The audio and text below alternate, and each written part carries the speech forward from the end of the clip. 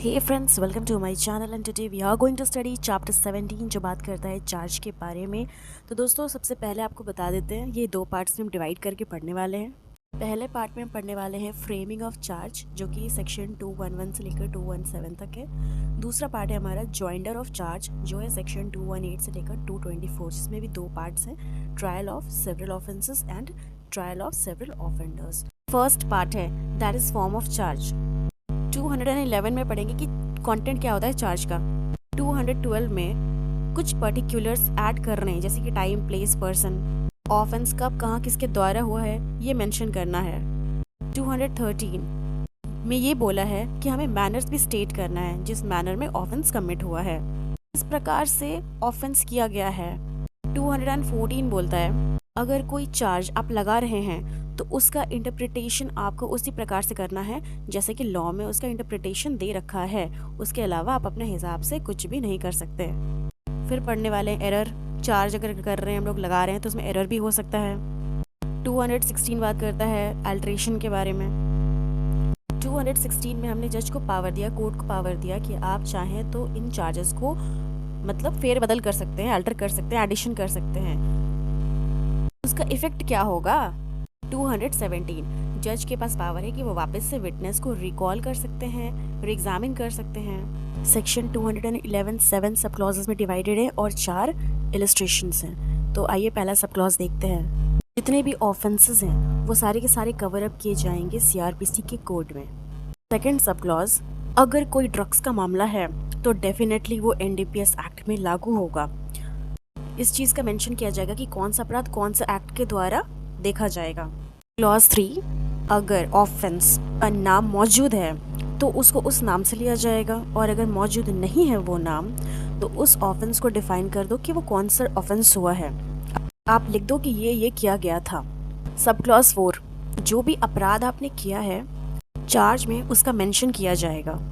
Sub clause 5, ये हमें inform करता है चार्ज लगाने का जो फैक्ट है उससे ये मान लिया जाएगा कानून की हर प्रक्रिया को पूरा कर लिया गया है और उसके ऊपर अब केस चलाया जा सकता है। सब क्लॉज 6, चार्ज हमेशा रिटन फॉर्म में होगा, कभी भी ओरल फॉर्म में नहीं होगा। क्लॉज 7, पहले अगर अक्यूज्ड ने कोई अपराध की सजा अगर भुगती है अपने प्रीवियस कंडक्ट में पिछले किए गए अपराध के कारण, उनकी सजा को इस बार बढ़ाया जा सकता है या फिर किसी अलग तरीके से सजा दी जाएगी। इस बार हम पिछली सजा को इसलिए रेफर करते हैं ताकि कोर्ट को ये साबित हो सके कि ये पहले भी अपराध कर चुका है और इस बार इसने जो अपराध किया है उसको बढ़ा दिया जाए। जो अपराध किया गया था, कहाँ किया गया था, किस जगह पे किया गया था, डेट क्या है, ये सारी के सारे चार्ज में डाल दिया जाएगा। और अगर ये डालना भूल गए हो तो कोई बात नहीं, कोर्ट इसे बाद में भी ऐड करवा सकता है, लेकिन सजा देने से पहले ही ये सब चीजें होंगी। इलस्ट्रेशंस देखते हैं। ए के ऊपर बी के हत्या का आरोप है। ये जो चार्ज है हत्या का, मर्डर का, वो सेक्शन 299 और 300 ऑफ आईपीसी के सेक्शन में आता है। इस बात को तो हर इंसान जानता है। ए के ऊपर चार्ज लगा है मर्डर का, इसका मतलब सिर्फ सेक्शन 299 एंड 300 नहीं है। इसका मतलब ये भी है कि जो भी जनरल एक्सेप्शंस आती हैं वो उसके अंदर कवर नहीं होंगी और जो 5 एक्सेप्शंस 300 के अंदर दी गई हैं उसके अंदर भी नहीं आएंगी।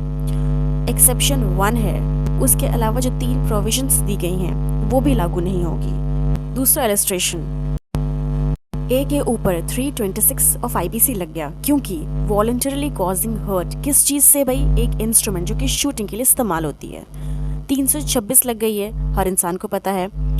326 इसलिए लगी है क्योंकि वो 335 के अंदर नहीं आती और ना ही किसी जनरल एक्सेप्शंस उसके ऊपर अप्लाई होती है। इस चीज को समझने के लिए सबसे पहले हम समझते हैं कि 326 है क्या। 326 है voluntarily causing grievous hurt by dangerous weapons और मीन्स।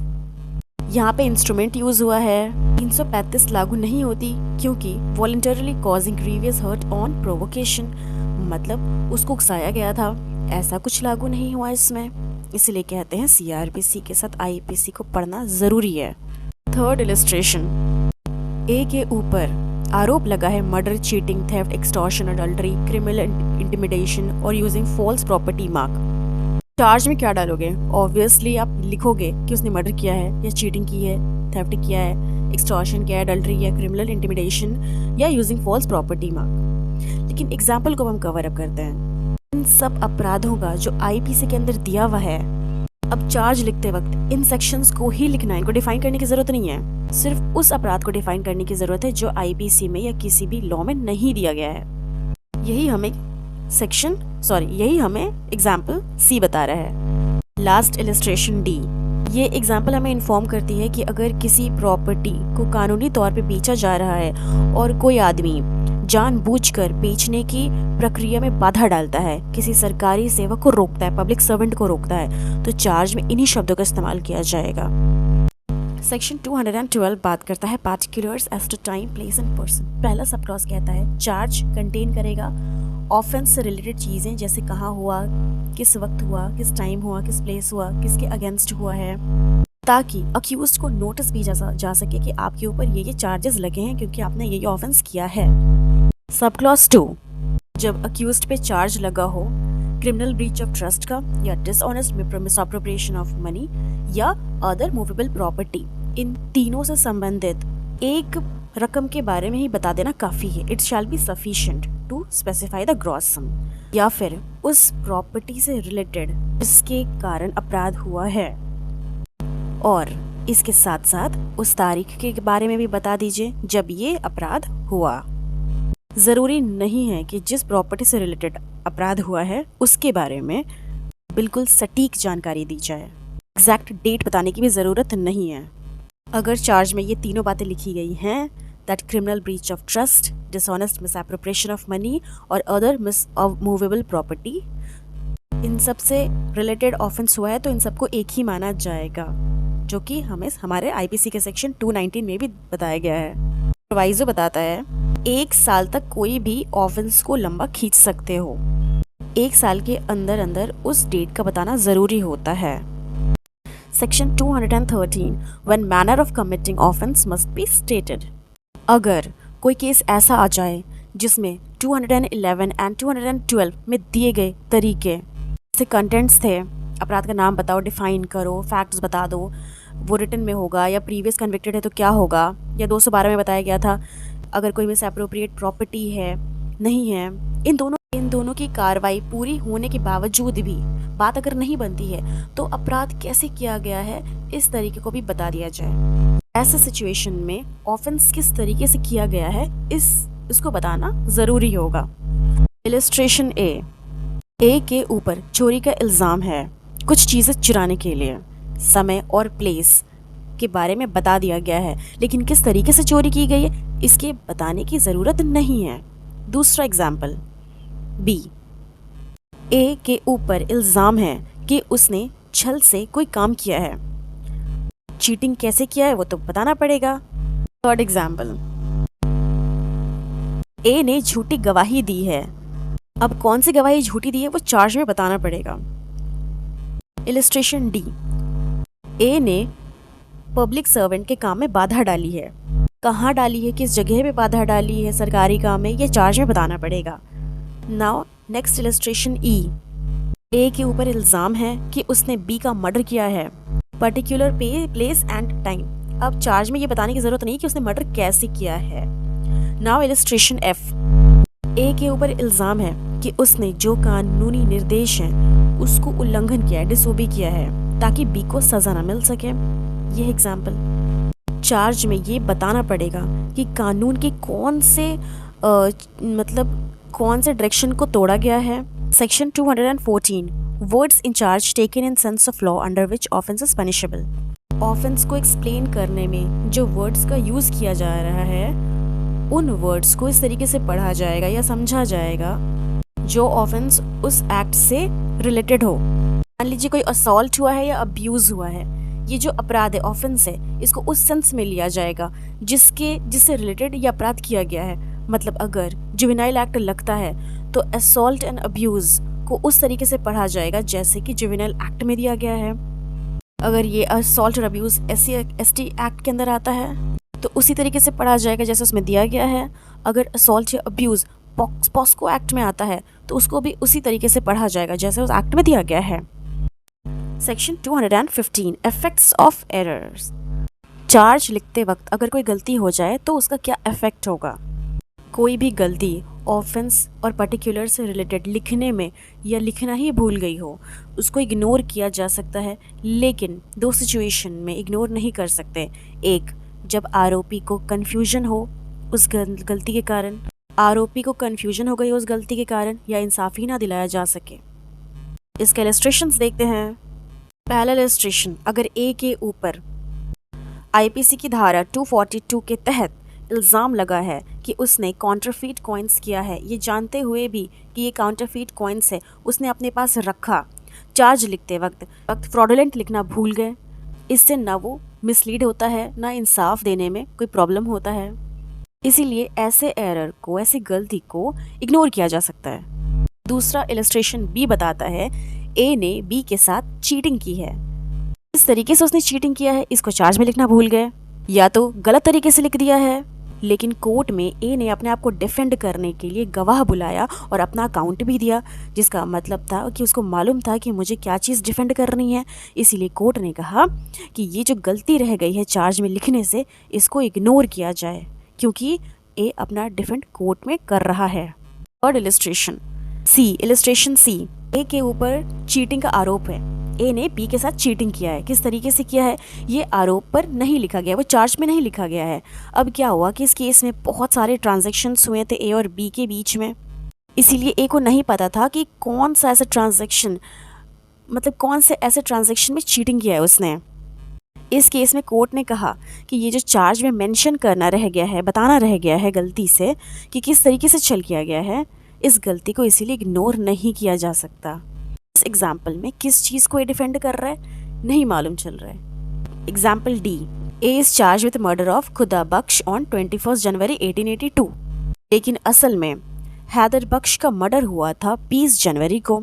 अब चार्ज में क्या लिखा था 21 जनवरी और नाम क्या था खुदा बख्श। सरनेम सेम है लेकिन फर्स्ट नेम गलत हो गया है। लेकिन ए के ऊपर किसी और के मर्डर का चार्ज नहीं लगा था, और जब केस की इंक्वायरी हुई थी तो विटनेस जो थे वो हैदर बख्श के ही मर्डर के केस में पेश हुए थे। मतलब कि उसको मालूम था कि डिफेंड उसी के केस में करना है, ना कि खुदा बख्श में करना है, जो कि गलती से चार्जशीट में लिखाया था।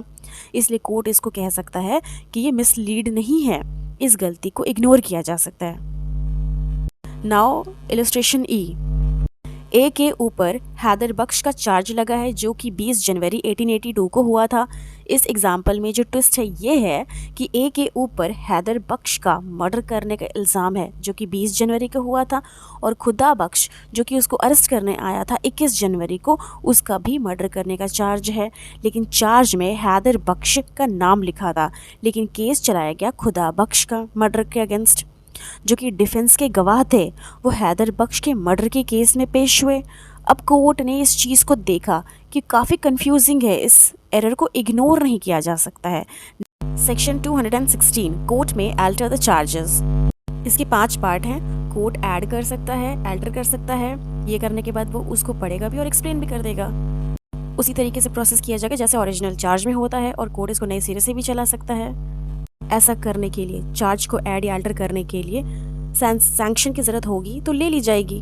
पहला सब सेक्शन कहता है कोई भी कोर्ट ऐड या अल्टर कर सकता है चार्ज किसी भी टाइम में, लेकिन जो भी अल्टर कर रहा है या ऐड कर रहा है वो जजमेंट से पहले होना चाहिए। सेकंड सब क्लॉज कहता है सारे के सारे अल्टरेशन एंड एडिशंस को पढ़कर सुनाया और समझाया जाएगा अक्यूज्ड को। सब क्लॉज 3 ये हमें इन्फॉर्म करता है कि अगर कोर्ट ऐसी अल्टरेशन या एडिशन करती है और कोर्ट के ओपिनियन में उनको ऐसा लगता है कि अक्यूज्ड को अपने डिफेंस में या प्रोसिक्यूटर को अपने केस चलाने में कोई दिक्कत नहीं होगी, तो वो केस को जारी ऐसे रखेगा जैसे कि ओरिजिनल चार्ज में ही केस चलाई जा रही है।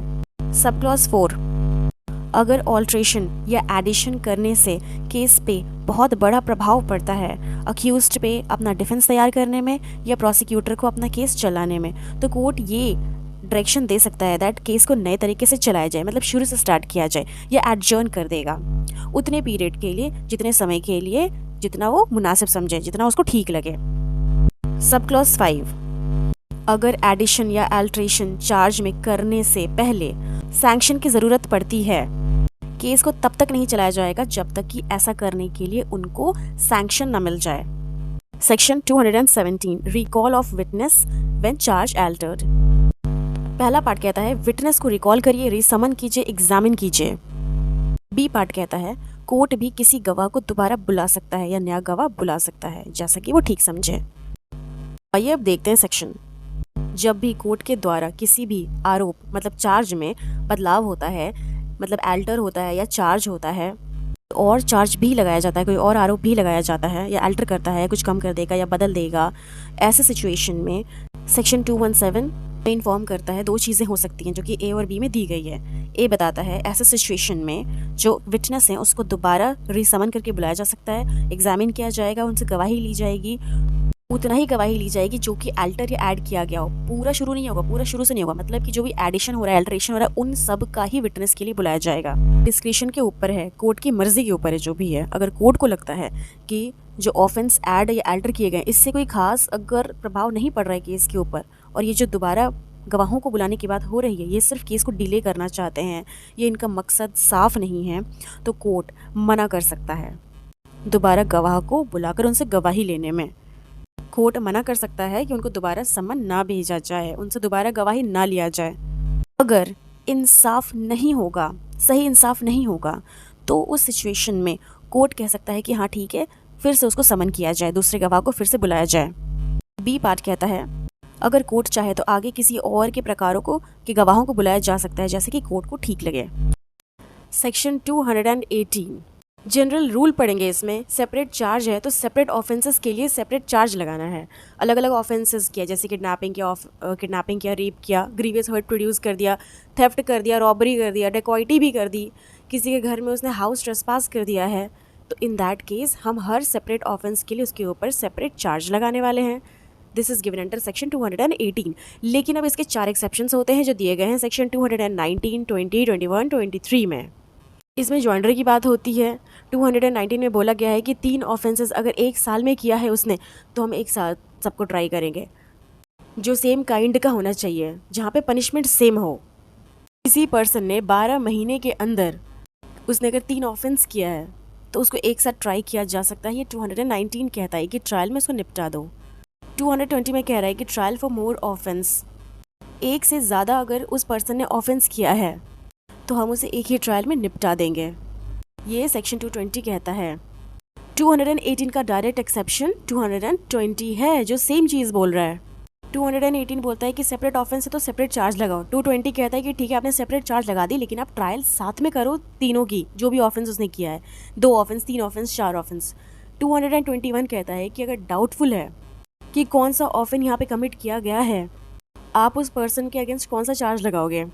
कोई डाउटफुल है कि कौन सा ऑफेंस कमिट किया गया है, हर्ट किया है या ग्रीवियस हर्ट किया है या रेप किया है, मर्डर किया है, पता नहीं क्या किया है, समझ में नहीं आ रहा है, how are we going to decide, तो इस केस में आप सारे चार्जेस लगा दो या आप उसका ऑल्टरनेटिव चार्ज लगा दो।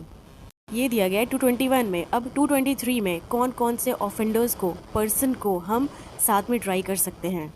सेक्शन 224 बात करता है विड्रॉल ऑफ द चार्ज। कुछ चार्जेस प्रूव हो गए, कुछ नहीं प्रूव हुए, उन चार्जेस का विड्रॉल करना है या तो कंप्लेनेंट कर सकता है या फिर हमारा प्रोसिक्यूटिंग ऑफिसर कर सकता है, with the consent of the court से कर सकता है। तो उसका इफेक्ट क्या होगा, विड्रॉल के बाद हमें क्या क्या पढ़ना है। 222 जब ऑफेंस प्रूव हो जाता है जो ऑलरेडी चार्ज में इंक्लूडेड है, हमने अगर ऑफेंस का चार्ज लगाया है फॉर एग्जांपल, लेकिन जो ऑफेंस उसने किया है और जो ऑफेंस प्रूव हुआ है वो ऑलरेडी उस बड़े वाले ऑफेंस में इंक्लूडेड था एज अ छोटा ऑफेंस, तो हम इस ऑफेंस के लिए, दैट इज़ द छोटा वाला माइनर ऑफेंस के लिए, हम उसे कन्विक्ट कर सकते हैं। इवन इफ़ हमने उस माइनर वाले ऑफेंस के लिए उसके अगेंस्ट अलग से चार्ज नहीं लगाया तो कोई फ़र्क नहीं पड़ता क्योंकि वो मेजर चार्ज में ऑलरेडी इंक्लूडेड था। सेक्शन 218 जो बात करता है separate charges for distinct offences. पहला सब क्लॉज कहता है जब किसी आदमी कई आरोप लगाए जाते हैं तो हर एक अलग अपराध का अलग चार्ज बनाया जाएगा और हर एक चार्ज का अलग से केस चलाया जाएगा। जैसे किसी आदमी पे पहले ही 3 केस चल रहे हैं और अब एक व्यक्ति ने, उसके पड़ोसी ने या किसी ने भी उसके ऊपर केस कर दिया है, अब तो उसके ऊपर 4 केस चलेंगे। तो जैसे ही इस बात को सुनेंगे आपको 218 याद आ जाना चाहिए। अगर आदमी एप्लीकेशन देकर मजिस्ट्रेट से रिक्वेस्ट कर सकता है या मजिस्ट्रेट को भी लगता है उसके ओपिनियन में सभी केसेस को जोड़कर एक ही केस चलाया जा सकता है। सिर्फ उसी स्टेज में, उसी सिचुएशन में मजिस्ट्रेट सभी ऑफेंसेस का जो आरोप, चार्जेस जो लगे हुए हैं, एक ही केस में चला सकता है। सबसेक्शन 2 हमें इन्फॉर्म करता है जो भी ये करोगे आप, इतना याद रख लेना कि इसका प्रभाव किसी भी प्रोविजंस जो 219, 220, 221 और 223 में दी गई है इसके अगेंस्ट ना जाए, इसको अफेक्ट नहीं करना चाहिए।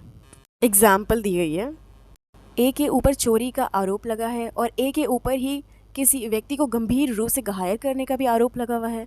अब ये दोनों सिचुएशन अलग टाइम पे हुई थी, ए के साथ नहीं जुड़ी हुई थी, इसलिए इन दोनों चार्ज के ऊपर अलग अलग केस चलाया जाएगा। इन 219 3 offences of same kind with in a year may be charge together. अगर एक टाइप का 3 ऑफेंस एक साल के अंदर किए गए हों किसी इंसान के द्वारा, तो तीनों अपराधों का आरोप एक साथ लगाया जा सकता है। अब क्लॉज 1 बता रहा है, पहले किए गए अपराध से लेकर आखिरी किए गए अपराध तक देख लें, उनकी डेट मैच कर लें। आखिरी किया गया अपराध जो है 12 महीने के अंदर आता है या नहीं आता है। ये ज़रूरी नहीं है कि जो ऑफेंस एक इंसान के ही द्वारा किसी एक ही इंसान के ही खिलाफ किए गए हों। अब क्लॉज 2, वो अपराध एक जैसे माने जाएंगे जिसकी सज़ा एक जैसी है। ज़रूरी नहीं है कि अपराध की सज़ा को आईपीसी में ही देखा जाएगा, बल्कि कोई भी स्पेशल या लोकल लॉ में भी देखी जा सकती है। लोकल लॉ या स्पेशल लॉ में भी दिया हो सकता है। यहाँ पे प्रोवाइज़ो है, सेक्शन 379 और 380 को एक जैसा अपराध माना जाएगा। ये एग्जाम्पल क्यों दी गई है, क्योंकि हमको समझ में आ सके कि जिस अपराध की कोशिश करना भी अपराध है उसको भी एक जैसा माना जाएगा। फॉर एग्जाम्पल रेप, कोई इंसान ये नहीं कह सकता कि मैंने तो सिर्फ रेप करने की कोशिश की थी लेकिन रेप किया तो नहीं ना, नहीं, उसकी कोशिश करना भी अपराध है। ऐसे अपराध और उनको कोशिश करना भी एक साथ चलाया जा सकता है। Section 220 trial for more than one offence. पहला सब क्लॉज कहता है, हमें इन्फॉर्म करता है कि अगर कोई आदमी अपराध करता है, कोई भी ऐसा काम, मतलब एक चेन सा अपराध उसका होता है, ऑफेंस एक चेन सा होता है, उन सब का एक ही चार्ज तैयार करके एक ही केस में चलाया जा सकता है। ए ने बी को बचाया और भगाया, लेकिन बी अगर कानूनी तौर पर जेल में था तो किसी कैदी को जेल से भगा कर ले जाना कानूनी अपराध होता है ना।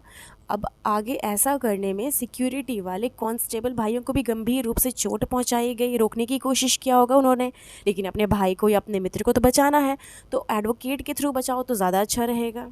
ये करने की वजह से ए के ऊपर चार्ज लगा 225 एंड 333 का। सेकेंड एग्जाम्पल बोल रहे हैं, ए हाउस ब्रेकिंग करता है, मतलब दरवाज़ा खिड़कियाँ किसी भी चीज़ को तोड़कर अंदर चला जाता है, गैर कानूनी तौर से किसी के घर में घुसना हो गया। ये उसने किस लिए किया था, उसने किसी और की बीवी के साथ अफेयर करना, मतलब एडल्ट्री करने के लिए गया था। इसने 2 अपराध किए हैं जिसको सेपरेटली चलाया जाएगा। 454 सेक्शन जो ट्रेसपास का होता है, 497 जो कि एडल्ट्री का अपराध होता है। नेक्स्ट एग्जाम्पल, ए बी को बहलाता है, फुसलाता है, जो कि सी की वाइफ है, ताकि उससे दूर हो जाए और मेरे साथ अफेयर कर ले, एडल्ट्री कर ले। अब ए के ऊपर भी सेपरेट चार्ज लाया जाएगा 498 एंड 497 का। एग्जाम्पल डी, ए के पास कई प्रकार की स्टैम्प थी, उसको मालूम था कि ये जितनी भी सील है ये फेक हैं और इसके साथ वो फॉर्जरी करेगा, मतलब झूठे दस्तावेज तैयार करेगा, जिसकी सज़ा आईपीसी के सेक्शन 466 में बताई गई है। ए के ऊपर सेपरेटली चार्ज किया जा सकता है हर उस सील के लिए जो कि उसके पास थी under section 473 of IPC. Example e, A B को जानबूझ के तंग करने के लिए, उसको चोट पहुंचाने के लिए उसके ऊपर झूठा क्रिमिनल केस कर देता है, ये जानते हुए भी कि उसको सज़ा नहीं हो सकती। ऐसा करने पे ए के ऊपर अलग से इंडियन पीनल कोड सेक्शन 211 के अकॉर्डिंग केस चलाया जा सकता है। एग्जाम्पल एफ, ए ने बी के ऊपर झूठा केस चलाया, झूठा इल्ज़ाम लगाया, क्रिमिनल केस चलाया और गवाही भी झूठी दी ताकि बी को फांसी की सज़ा तक हो सके। अब ये तो अपराध माफ़ नहीं किया जा सकता है दोस्तों। ऐसा गंभीर झूठा आरोप लगाने के अपराध में ए के ऊपर सेक्शन 211 और सेक्शन 194 ऑफ आईपीसी के तहत अलग अलग केसेस चलाया जा सकता है। सब क्लॉज 2 कह रहा है कि अगर कोई आदमी पे एक या एक से ज़्यादा क्रिमिनल ब्रीच ऑफ ट्रस्ट या डिसऑनेस्ट मिसएप्रोप्रिएशन ऑफ प्रॉपर्टी का अपराध जो कि सबसेक्शन 2 ऑफ 212 और सेक्शन 212 के सब क्लॉज 1 में दिया है, अगर इसका अपराध लगा है या फिर उसने फैसिलिटेट किया है, मदद की है अपराध करने में, concealing the commission of that offence, उसको छिपाने की कोशिश की है, सबूतों को छेड़छाड़ किया गया है या कोशिश किया है छुप जाए, या तो बैंक का स्टेटमेंट ही गलत बनाओ कि पैसे का घपला हुआ है, ऐसे सिचुएशन में एक ही चार्ज बनाया जाएगा और एक ही केस चलाया जाएगा। सब क्लॉज 3 यह हमें इन्फॉर्म करता है कि अगर कोई भी काम जो अपराध गतिविधि में आता है, अगर कोई भी आदमी कोई ऐसा काम करता है जो ऑफेंसिव हो, उसको 2 या 3 कानून में डिफ़ाइन किया गया हो, मतलब वर्ड्स बताया गया हो कि उसने क्या किया, या तो उसकी पनिशमेंट की बात करता हो, तो ऐसे सिचुएशन में मतलब जो अपराध जिस एक्ट में आता है, लेकिन अगर वो 2-3 एक्ट में आ रहा है तो क्या करेंगे, तब भी एक ही चार्ज तैयार किया जाएगा, एक ही केस चलाया जाएगा। सब क्लॉज 4 हमें कहता है कोई भी आदमी अगर ऐसा काम करता है जिसमें 1 या 2 उसके काम के हिस्से ऐसे बनते हैं जो कि अपराध की डेफिनेशन में आते हैं कि भाई ये तो अपराध बनता है, लेकिन अगर उसके किए गए काम को जोड़ते हैं तो वो अलग प्रकार का ऑफेंस बनता है। सब सेक्शन 5 ये इन्फॉर्म किया जाता है कि ये जो प्रोविज़न हमने कवर अप किया है सेक्शन 220 से लेकर सब सेक्शन 1 से लेकर अब तक, इनमें दी गई कोई भी बात को सेक्शन 71 पर प्रभाव नहीं पड़ेगा of IPC। Section 221 where it is doubtful what offence has been committed, जब कन्फ्यूजन हो, डाउट हो कि कब कौन सा अपराध किया गया है तो उस सिचुएशन में क्या करना चाहिए। सब क्लॉज 1 बताता है चाहे वो एक्ट सिंगल हो या फिर बहुत सारे एक्ट्स हों, जो सीरीज़ बनता है, कई प्रकार का जो एक्ट्स है जो इंसान ने किया है या आरोपी के ऊपर इल्ज़ाम थोड़े बड़े हो जाएंगे। अब जब समझ में नहीं आ रहा है तो सारे चार्ज लगा देते हैं। अगर आपको लग रहा है कि सिर्फ पर्टिकुलर एक ही चार्ज लगाना है तो आप एक ही चार्ज लगा सकते हो, या तो आप एक लगाओ या तो जितना आपको लग रहा है उतना चार्जेस लगा दो। अब सीरीज़ में कितने भी अपराध किए हों उसको एक साथ चलाया जा सकता है। सब क्लॉज 2 इसमें बताया गया है अगर ऐसे सिचुएशन में जब डाउट हो रहा है, कोई एक चार्ज लगा दिया गया है, अगर अब जब केस चलाया गया आरोपी के ऊपर तो पता चलता है कि भाई जो अपराध चार्ज में लिखा गया है उससे रिलेटेड कुछ ऑफेंस किया ही नहीं है, वो अलग ऑफेंस किया है। जब गवाही देने लोग आए तब पता चला। कोर्ट के पास ऑप्शन है, उसको उस अपराध की सज़ा दे दी जाएगी चाहे वो चार्ज में नहीं लिखा गया हो। पहला एग्जाम्पल है, ए के ऊपर इल्ज़ाम लगता है, ऐसा माना जाता है कि उसने चोरी किया है, उसने चोरी का माल रिसीव किया है, क्रिमिनल ब्रीच ऑफ ट्रस्ट किया है, चीटिंग किया है। समझ नहीं आ रहा है कि इनमें से कौन सा अपराध किया गया है। 2 ऑप्शंस होती हैं, पहली कि आप सारे के सारे चार्जेस को इंक्लूड कर दो, या दूसरी ऑप्शन होती है कि कोई भी एक अपराध को चार्ज में डाल दीजिए। नाउ इलस्ट्रेशन बी, ए के ऊपर चोरी का आरोप लगता है, लेकिन बाद में पता चलता है कि इसने क्रिमिनल ब्रीच ऑफ ट्रस्ट किया है या चोरी की सामान रखना। किसी भी एक अपराध के ऊपर सज़ा दी जा सकती है, चाहे उसके ऊपर चार्ज या आरोप नहीं भी लगा हो तो भी। थर्ड इलस्ट्रेशन, ए ने मजिस्ट्रेट के सामने स्टेटमेंट दी है कि उसने खुद देखा है बी ने सी के ऊपर क्लब से वॉर किया है, ओथ दिया है लिखित रूप में। जब यही बयान सेशन कोर्ट के सामने देना पड़ा तो ए ने अपना बयान बदल दिया, उन्हें कभी देखा ही नहीं कि बी ने सी के ऊपर वॉर किया भी था या नहीं किया था। अब दोनों स्टेटमेंट में फ़र्क आ गया है। ऐसे सिचुएशन में हमें पता नहीं चल रहा है कि जो बयान मजिस्ट्रेट को दिया था वो झूठा था या फिर वो बयान जो सेशन कोर्ट को दिया गया है वो झूठा है, लेकिन इतना तो ज़रूर पता है कि वो झूठ बोल रहा है। तो ऐसे सिचुएशन में कोर्ट को झूठा बयान देने के इल्ज़ाम में उसके ऊपर केस चलाया जा सकता है, चाहे वो डाउट हो रहा हो कि उसने कौन सा झूठ बोला है, जो स्टेटमेंट मजिस्ट्रेट को दिया है वो है या फिर जो स्टेटमेंट उसने सेशन कोर्ट को दिया है वो झूठ है। लेकिन एक झूठ ज़रूर है, इसीलिए उसके ऊपर झूठा बयान देने का आरोप तय कर कोर्ट द्वारा सज़ा दी जा सकती है। सेक्शन 212 बात करता है when offence proved included in offence charged. पहला सब क्लॉज कहता है हमें इन्फॉर्म किया जाता है कि जब किसी आदमी पर ऐसे ऑफेंस का आरोप है जिसने कई बहुत सारे अलग अलग प्रकार के अपराध के एलिमेंट्स हों, लेकिन सभी एलिमेंट्स को जब जोड़ने पर एक छोटा सा अपराध बनता हो और ये कोर्ट में साबित हो जाता है, लेकिन बाकी के आपराधिक एलिमेंट साबित नहीं हो पाते हैं, तो चाहे छोटे अपराध का आरोप नहीं लगा हो, फिर भी उसमें छोटे अपराध के लिए उसे मतलब माना जाएगा कि वो अपराधी है, छोटे ऑफेंस के लिए भी, छोटे अपराध के लिए भी सज़ा दी जाएगी। अब क्लॉज 2 हमें बताती है कि अगर किसी आदमी पर अपराध का आरोप लगता है लेकिन उसके फैक्ट्स जो साबित करते हैं कि उसने छोटा अपराध किया है। सबसेक्शन 1 बता रहा था कि बहुत सारे ऑफेंस लगे थे, छोटे छोटे माइनर ऑफेंस, लेकिन सबसेक्शन 2 बता रहा है कि सिर्फ एक ही ऑफेंस लगा है। उस छोटे अपराध की सज़ा दी जा सकती है चाहे उस पर छोटे अपराध का आरोप नहीं भी लगा हो। सब क्लॉज 3 हमें बताता है अगर आरोप अपराध करने का लगा है तो क्या सज़ा अपराध करने की नहीं, अपराध की कोशिश करने की दी जा सकती है? इसका आंसर होगा हाँ, दी जा सकती है। ये हमें सब क्लॉज 3 बताता है। सब क्लॉज 4 हमें ये बताता है कि जो भी इस सेक्शन में हमने जो कवर अप किया है इनकी बातों को नहीं माना जाएगा, छोटे अपराध में सज़ा नहीं दी जाएगी अगर छोटे अपराध की सज़ा देने की कंडीशंस पूरी नहीं होती हों। इलिस्ट्रेशन ए देखते हैं। ए एक आदमी है जिसके ऊपर आईपीसी की धारा 407 का आरोप लगा है। यह है क्रिमिनल ब्रीच ऑफ ट्रस्ट। अब कोर्ट में जब केस चलाया जाता है तो पता ये चलता है कि क्रिमिनल ब्रीच ऑफ ट्रस्ट का अपराध तो किया है उसने, लेकिन उससे संपत्ति की उसकी नहीं थी। ऐसे सिचुएशन में क्या होता है कि अपराध जो है धारा 407 नहीं बनती है बल्कि धारा 406 बनती है, तो कोर्ट उसको धारा 406 के तहत सज़ा दे सकती है।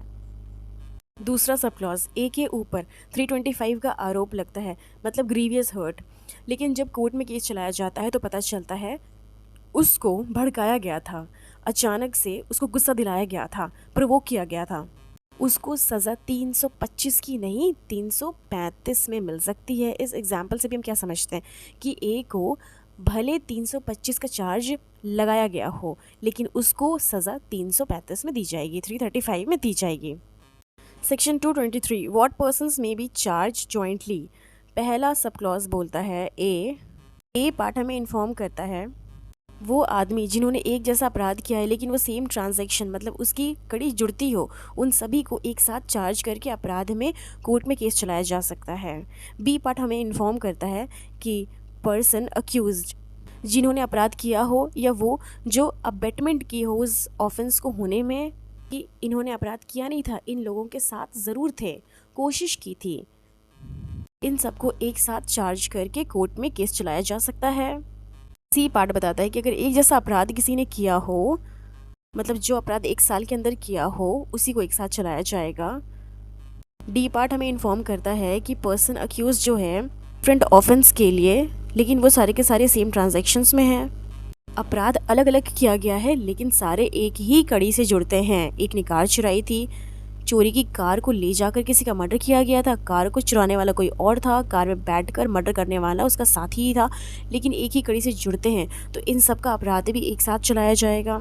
ई part person accused of an offence मतलब थेफ्ट, एक्सटॉर्शन, चीटिंग या क्रिमिनल मिसअप्रोप्रिएशन या संपत्ति को रखना या लेना, अगर ऐसा अपराध की कड़ी जुड़ती है तो इन सबको भी एक साथ ही जोड़ दिया जाएगा, एक साथ चार्ज बना दिया जाएगा और कोर्ट में चला दिया जाएगा। एफ पार्ट सिंपल सी बात कहता है दोस्तों, सेक्शन 411 एंड 414 ये अपराध या तो दोनों किए हों या केवल सिर्फ 411 का अपराध हो एक व्यक्ति का और 414 किसी दूसरे व्यक्ति का, दोनों को एक साथ केस में चलाया जा सकता है। और जी पार्ट कंक्लूजन पार्ट है आईपीसी के चैप्टर 12 जो कि कॉन्ट्रफीट कॉइन का है।